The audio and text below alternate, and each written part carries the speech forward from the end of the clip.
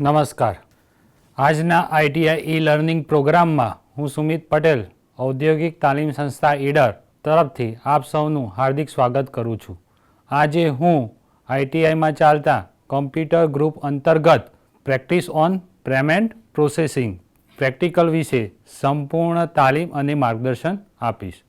આપણે રોજિંદા જીવનમાં જોઈએ છીએ કે કોઈપણ વસ્તુની ખરીદી બાદ પેમેન્ટ કરતા હોઈએ છીએ અથવા કોઈપણ સર્વિસ લીધી હોય તો એનું પેમેન્ટ પણ આપણે કરતા હોઈએ છીએ. ધારો કે આપણે મોબાઈલ રિચાર્જ કરાવીએ છીએ તો એનું પેમેન્ટ કરીએ છીએ.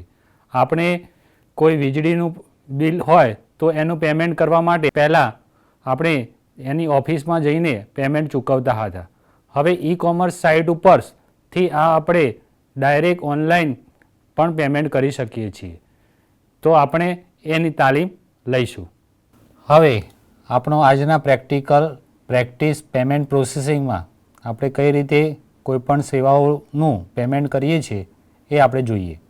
હવે ધારો કે મારે કોઈ મોબાઈલનું રિચાર્જ કરાવવું છે તો ઓનલાઈન કઈ રીતે કરી શકીશ એ આપણે જોઈએ.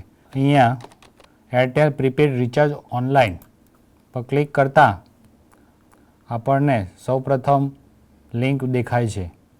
એ લિંકને હું બીજા ટેબમાં ઓપન કરીશ તો અહીંયા આપણને જોવા મળે છે રિચાર્જ ઓનલાઈન અને એમાં લખેલું છે પ્રીપેડ મોબાઈલ રિચાર્જ. તો અહીંયા મોબાઈલ નંબર આપણે એન્ટર કરીશું.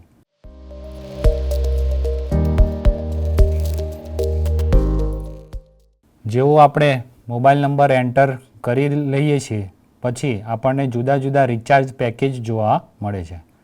તો નીચે સ્ક્રોલ કરતાં આપણને આ મુજબના જુદા જુદા પેકેજીસ અને એની ડિટેલ્સ અને એની વેલિડિટી જેવા ઓપ્શન્સ આપણને દેખાય છે. તો આ પેકેજમાંથી આપણી પસંદગીનું પેકેજ આપણે સિલેક્ટ કરી લેવું પડે. તો આપણે આપણી પસંદગીનું પેકેજ સિલેક્ટ કરી લઈશું આ રીતે. પછી આપણને પેમેન્ટ ઓપ્શન્સ જોવા મળે છે અને પેમેન્ટ સમરી પણ જોવા મળે છે. પેમેન્ટ સમરીમાં તમને વિગતમાં કેટલી વેલિડિટી છે, 1 month validity, 319 unlimited call, 2 GB પર ડેનો પ્લાન આપણે સિલેક્ટ કરેલો છે. હવે પેમેન્ટ ઓપ્શનમાં credit debit card, ATM card, જો તમારી જોડે ક્રેડિટ ડેબિટ અને એટીએમ કાર્ડ હોય તો એ પણ સિલેક્ટ કરી શકો છો. એમાં તમારે 16 નંબરનો કાર્ડ નંબર નાખવાનો હોય છે અને એની વેલિડિટી જે મંથ અને યર નાખવાનું હોય છે અને કાર્ડની કોઈપણ ડેબિટ કાર્ડ કે ક્રેડિટ કાર્ડ હોય એની પાછળ 3 આંકડાનો CVV નંબર આપેલો હોય છે. જે એન્ટર કરતાં તમે મેક પેમેન્ટ બટન ઉપર ક્લિક કરો છો તો તમારું પેમેન્ટ પ્રોસેસ કમ્પ્લીટ થાય છે. બીજો ઓપ્શન છે નેટ બેન્કિંગ.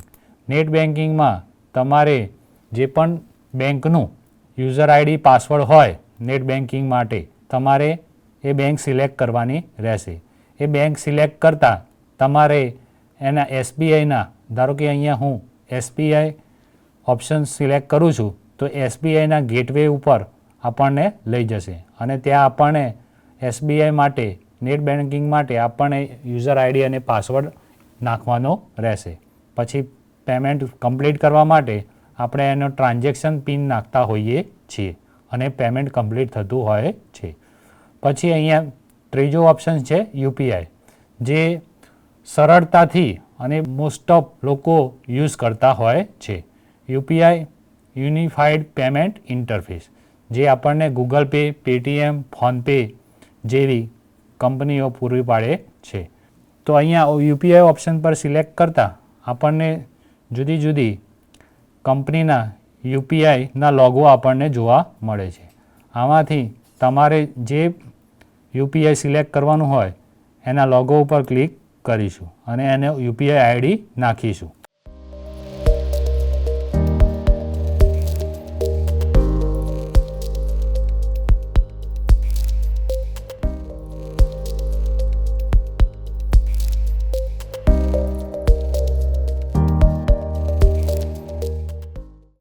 આ રીતે સ્ક્રીન તમને જોવા મળે છે.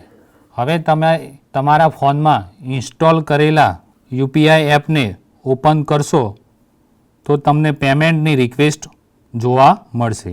પેમેન્ટની રિક્વેસ્ટ પછી તમારે એપમાં જઈને તમારો યુપીઆઈ પિન એન્ટર કરતાં પેમેન્ટ તમારા બેંક ખાતામાંથી કપાઈ જશે અને આ રીતે રિચાર્જ સક્સેસફુલી જે પેમેન્ટ કમ્પ્લીટ થયું છે એ આપણને જોવા મળે છે.